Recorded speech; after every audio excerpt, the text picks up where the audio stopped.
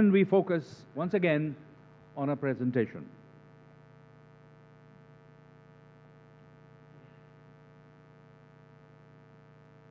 So this is our keynote. This is our keynote, Navigating the Digital Disruption. And of course, it is the president of the International Federation of Accountants.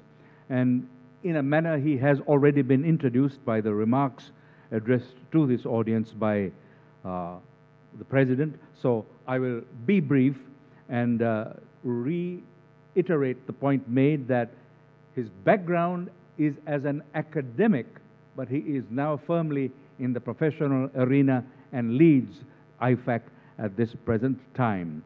So he is an alumnus of the Yonsei University in his own home country, and also served within that organization as a dean. And he read for his MBA and PhD in accounting at the New York University, and so on. So let's waste no more time, but invite your attention as Dr. Ju In-kee speaks.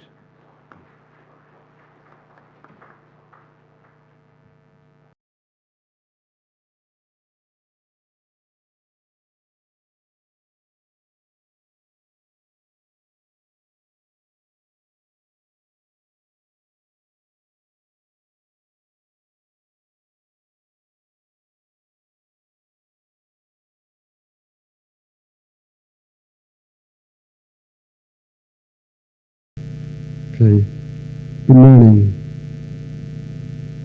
President Vatawala and Senior Advisor to Prime Minister on Economic Affairs, former Governor, Central Bank of Sri Lanka, Ajis Divard Gabriel, and President Jai Jinghe, CA Sri Lanka, distinguished members of CMA Sri Lanka Council, CMA Sri Lanka members, CMA Sri Lanka leadership team, ladies and gentlemen.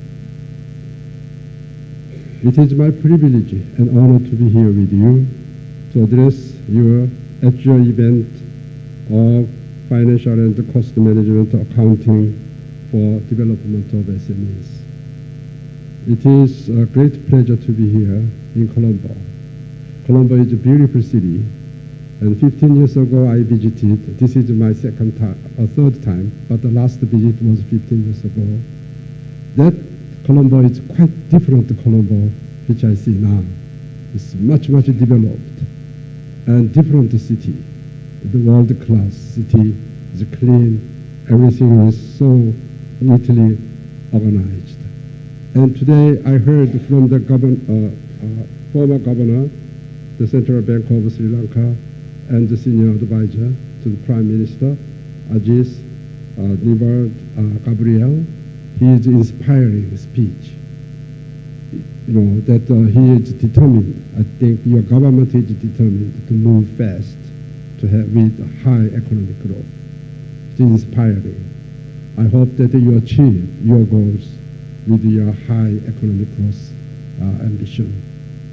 That's just like here, you know, same kind of stories in Korea many years ago. Now we are talking about different things. We don't move, but I see that you're moving fast, and I'm very excited by hearing your story. I'd like to congratulate you for this fantastic that event is held by today.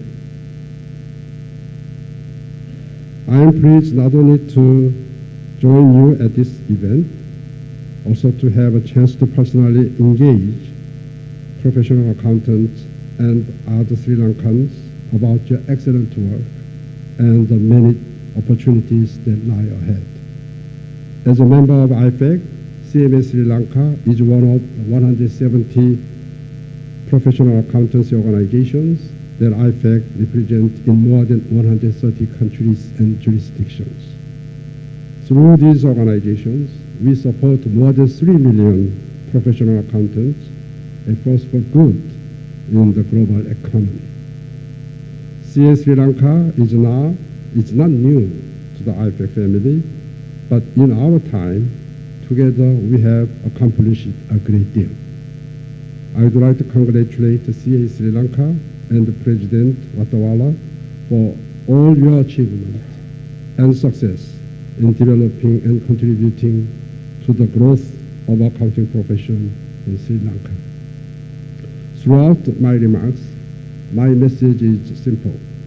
In the era of disruptive technology, the future of our profession and of the business environment for SMEs is ours, all ours to shape. As we will see in the era of astonishing technological change and major structural environmental challenges, future is bound to be complex. Now it's a time to think deeply about our success and failures, our opportunities and challenges, and to chart the best course forward.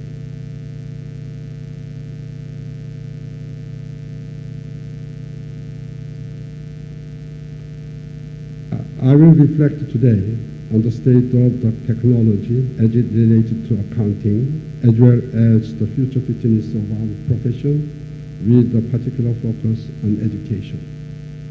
I'll then turn to a few of the most pressing issues facing our industry: SMEs in the age of digital disruption, SMPs in the age of disruptive disruption, enhancing corporate reporting, fraud, corruption, and importance of ethics.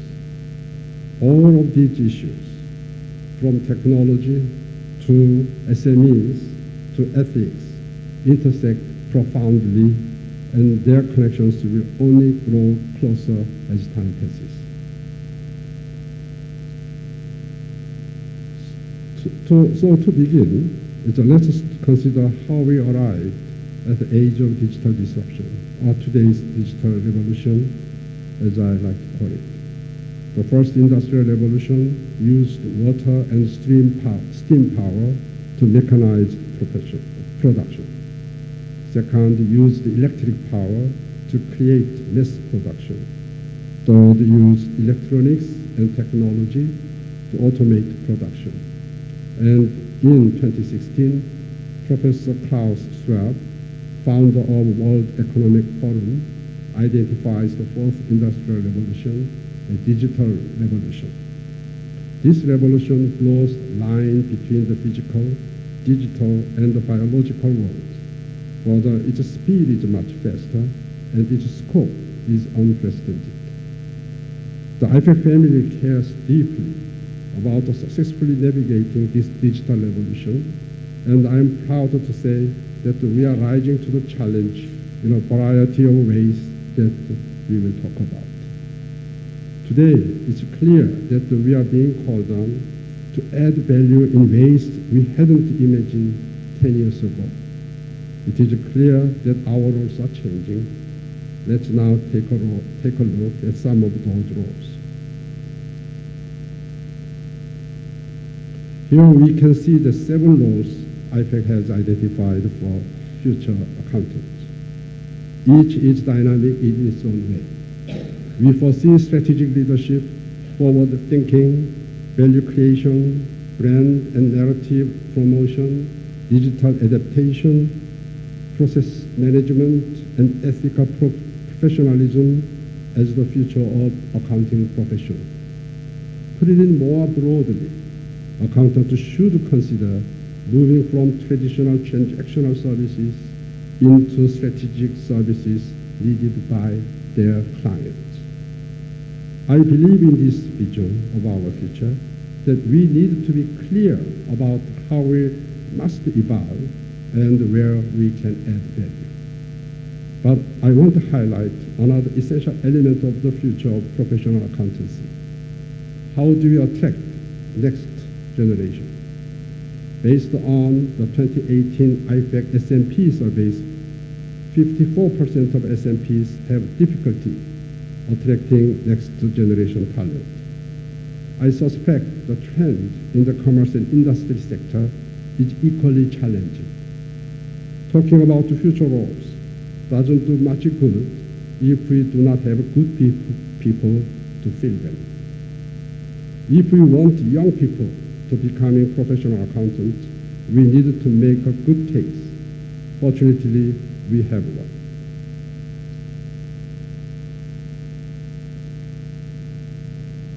Globally, IFAC has identified 8 Sustainable Development Goals, SDGs, in which profession can have impact and which we believe will both be attractive to and help prepare the next generation of accounting professionals. Notably, quality education is first among the SDGs we identify. With respect to preparing a future-ready profession, they will continue to do important work and add value to global economies. This is especially important.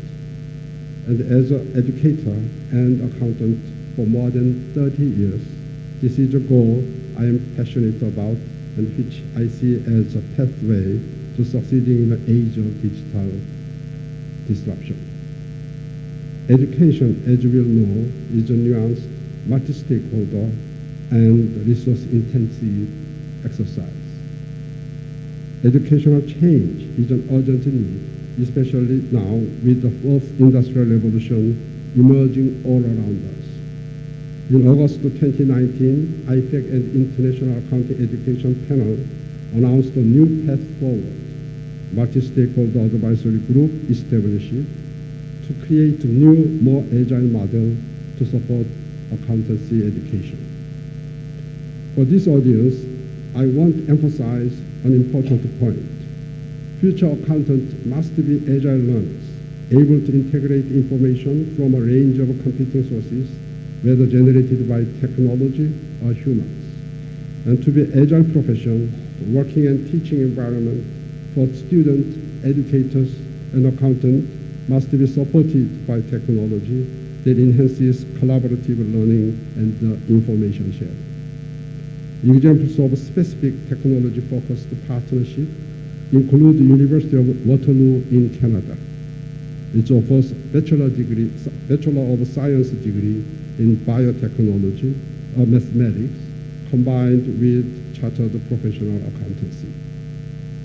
And in Philippines, students can graduate with a Bachelor of Science in accounting technology. In other words, there is a critical intersection between accounting and technology in equipping our profession for the future. We must also remember continuing and ongoing education is critical. Learning never ends.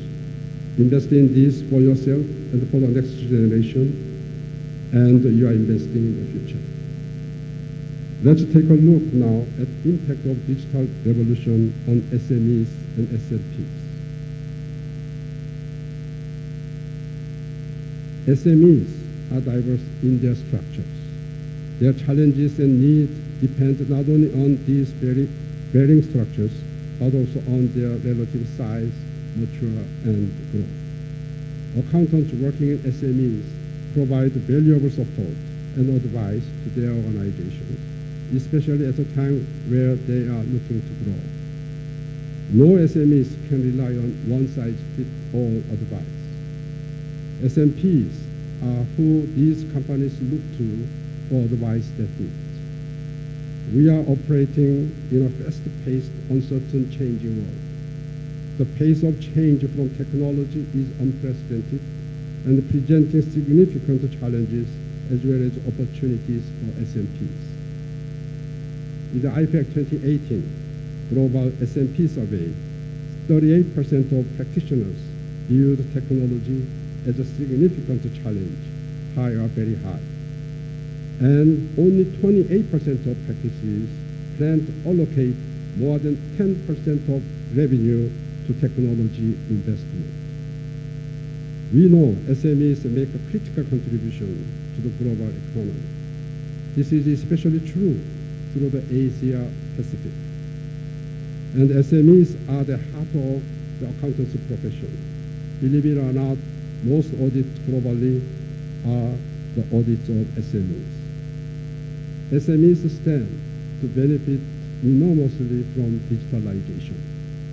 With the use of new information and communication methods such as blockchain, new information storage systems, such as the cloud, the cost of keeping, accessing, and transmitting data is falling for SMEs. Harnessing data and data services is at the center of our future. There is a lot of room for creative, disruptive, new business practices. You don't have to own a server to run a data-driven business anymore. On the other hand, cybersecurity threat reminds us of the challenge ahead. Even big businesses have trouble protecting their data from cyber attacks. SMEs are vulnerable, and as they become more deeply embedded in the global digital economy, their vulnerability poses systematic risks. So now is the time to consider how can SMPs respond to these challenges of SMEs.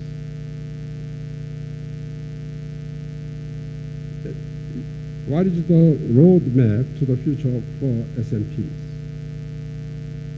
4 principles should guide the future-focused SMPs. First, embrace change. To do that, SMPs have to embrace uncertainty. Without an open mind and enthusiasm for change, that will be difficult.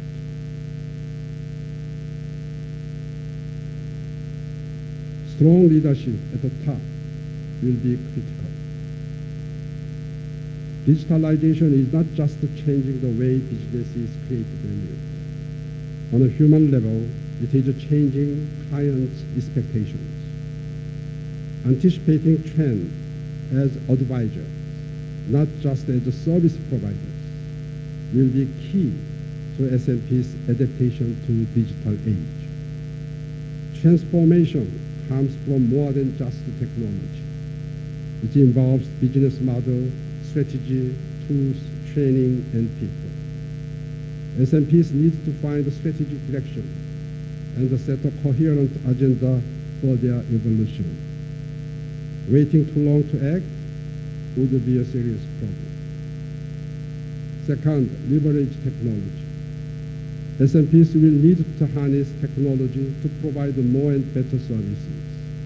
This is a complex task. A firm needs to figure out what technological tools it has, what tools it needs, and ensure it has tech-savvy personnel to effectively deploy such technology. And all decisions must come back to the client. Firms must anticipate their clients' needs and respond with efficient, powerful technology-based solutions. Third, focus on talent management. Today and tomorrow, even in the digital revolution, people are and will be the most important resource for every firm. Attracting and obtaining talent is crucial. Yet, based on the 2018 survey, only 46% of firms out of 6,258 firms globally rated this as either high or very high challenge. So, how do we close this gap? It is something for all of us to consider as we look to the future of SMEs in the digital economy. Technological change will never stop, so we cannot stop adapting to it. The World Economic Forum predicted that by 2022, workers will need 101 days of retraining and education to keep pace. Traditional firm pyramid model is likely to change to outsourcing and automation. Numbers of junior staff might shrink, but digitally proficient mid-level staffs might grow. Result will be a flatter hierarchy. More remote work, supported by a shift to cloud storage, could also change the physical location of firms. These are major structural changes. Some will demand investment by SMPs. Can you afford not to do so? Another point to keep in mind is developing communication and soft skills as these skills are becoming relevant alongside the technical skills. Audit standards and international code of ethics set by the International Ethics Standard Board for Accountants are taking on the issues of professional skepticism and innovation as we all search for new mindset for the future. Fourth, SMPs need to evolve their operational models, and a big piece of this is building advisory services. The majority of SMP revenue comes from traditional services such as audit and tax. But in many countries, the diversity and volume of business advisory services are growing. Based on IFAC's 2018 SMP survey, advisory services are expected to grow quickly compared to audit and tax services. To give just one example, spending on IT security is expected to grow from $101 billion in 2018 to $170 billion by 2020. And if you look at the Big Four, the bulk of their revenue these days comes from advisory services. SMPs, nor SMEs. They have a strong relationship based on a long history of working together. SMPs are in a great position to transition into providing these advisory services. But if SMPs don't act, other businesses will come knocking at the doors of SMEs. Conducting a regular strategic review will help firms keep a realistic view of whether their structure, services, and culture are still relevant to their clients. As PAO, CMA Sri Lanka will have a great role to play here. At this point, I'd like to turn the presentation to enhancing corporate reporting. Our current reporting system is fragmented, resulting complexity and the lack of compatibility can lead to inefficiency and increased cost. The International Integrated Reporting Council's umbrella framework gives the holistic picture of performance that we could like to see. Integrated reporting enables companies of all sizes in all sectors, along with their stakeholders, to focus on all factors relevant to long-term value creation through governance, strategy, and business models. Integrated reporting enables integrated thinking, which fosters organizational change focused on a broader, longer-term value creation. It creates a culture across an organization, not just a reporting system. Integrated reporting hopefully will foster corporate reporting that addresses systematic risks, including, very importantly, environmental and social considerations. But there is no one-size-fits-all framework for enhanced corporate reporting. I encourage professionals in this room, as well as regulatory community, to consider what is feasible for both small SMEs and the larger businesses. Members of CMA, if you are thinking of going into advisory, this is a brand new thing. Being realistic and flexible is essential to good outcomes. And you don't need to be perfect on your first integrated report. This is a journey, not a destination.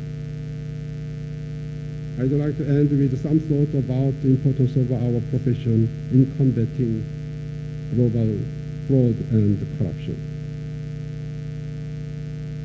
Transparent, responsive, and accountable institutions are vital to improving lives and implementing sustainable development agenda in Sri Lanka and also around the world. Fraud and corruption challenges these institutions and plans and the well-being of the people they serve. And they are impediment to economic growth, costing the global economy more than $2 trillion every year, some 3% of global GDP. We know that the strong accountancy profession is correlated with the lower levels of fraud and corruption, also higher levels of economic growth. Sadly, those who are affected by the ravages of fraud and corruption are the poorest in the society. Clearly, fraud and corruption are issues of unethical criminal behavior. One of IFAC's top priorities is promoting ethics and integrity for professional accountants. In a modern age, accountants have been driven by their public interest mandate. As we enter the third decade of this century, there is enormous potential for professional accountants to lead organizations of fraud and corruption. Our commitment to ethics distinguishes us from other professions, which helps us navigate the fight against the fraud and corruption, as well as our adaptation to the future. I'd like to return to International Code of Ethics for Professional Accountants. The code lays out 5 principles for accountants to abide by: integrity, objectivity, confidentiality, professional competence and due care, and professional behavior. Collective action to fight fraud and corruption must be a joint goal of government, businesses, and civil society, and our profession has an important role to play. This collective action should include increasing transparency, committing to whistleblower protection, and creating formal mechanisms to fight financial crime, money laundering, bribery, and data breaching. This is a critical moment for ethics to be top of mind for all professional accountants, especially those who work to manage public finances responsibly. I urge you to speak out. Deliver a strong message to the public that we take our public interest mandate seriously. The ethics mandate in the public interest separates us from other professions. We are trusted advisors in business and the public sector, and we must fiercely protect this perception by fulfilling our ethical public interest mandate. Ladies and gentlemen, each of us cares deeply about the future of our profession.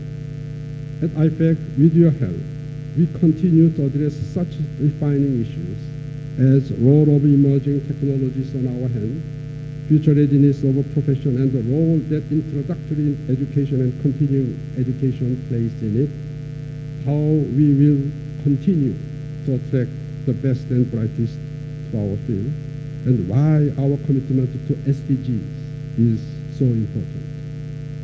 At the same time, we need to support SMEs and SMPs. We need to help them navigate this era of disruptive technology and find advantages in embracing technology.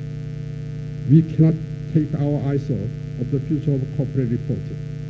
Integrated reporting is a prime example to start us thinking on a longer horizon. And we need to continue to play our role to address fraud and corruption and live up to our commitment to serve the public interest. Accountancy profession, such as the CMA Sri Lanka, play an important role in supporting SMEs and SMPs. I could not be more optimistic about the accountancy profession's ability to help address future challenge. Professor Watawala,